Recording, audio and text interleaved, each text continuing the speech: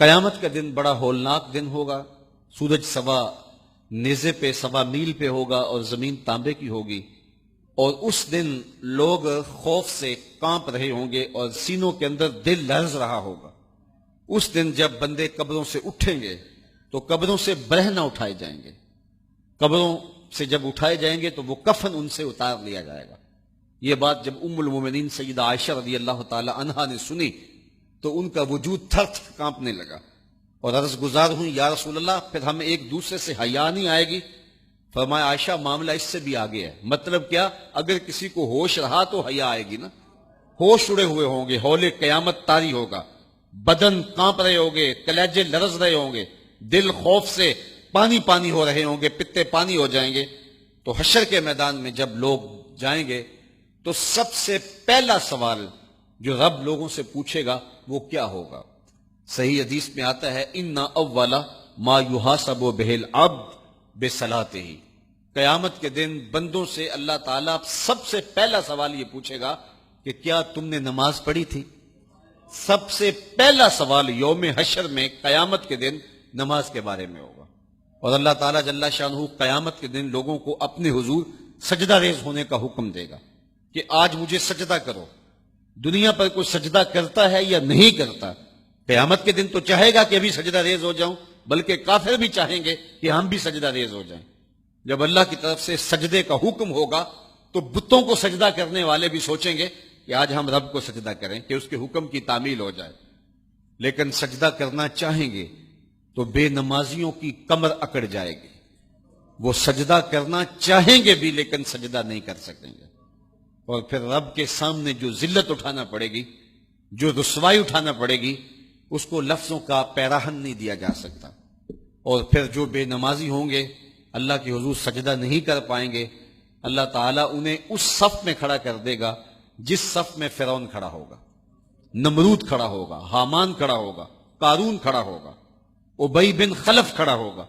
دشمنان خدا جس صف میں کھڑے ہوں گے، بے نمازی کو اس صف میں کھڑا کر دیا جائے گا. میری لمبی تقریر نہیں، میں یہ آپ سے پوچھتا ہوں اور اپنے آپ سے پوچھتا ہوں، کیا ہم یہ گوارا کرتے ہیں کہ حشر کے دن ہمیں فرعون کے ساتھ کھڑا کر دیا جائے؟ کیا یہ ہم گوارا کرتے ہیں کہ حشر کے دن ہمیں نمرود کے ساتھ کھڑا کر دیا جائے؟ کیا یہ ہماری طبیعت اس کو برداشت کر سکے گی کہ رسول اللہ کے دشمنوں کے ساتھ ہمیں کھڑا کر دیا جائے؟ اور کیا میری مائیں اور بہنیں اور بیٹیاں یہ گوارا کر سکتی ہیں کہ رسول اللہ کی راہوں میں کانٹے بچھانے والی ام جمیل کے ساتھ انہیں کھڑا کر دیا جائے؟ یقیناً ہم کبھی نہیں چاہیں گے. ہم یہ رسوائی کبھی برداشت نہیں کر سکتے. ان کے پاس کھڑا ہونا ہی قیامت ہے، ان کے ساتھ کھڑا ہونا ہی عذاب ہے، اور پھر ان کے اوپر لعنتیں بھی برس رہی ہوں گی اور ان کے چہروں کے اوپر تالکو لک مل دی جائے گی اور وہ رسوائیوں کے گڑے میں ہوں گے. تو ان کے ساتھ کھڑا ہونا تو بہت بڑا عذاب ہوگا.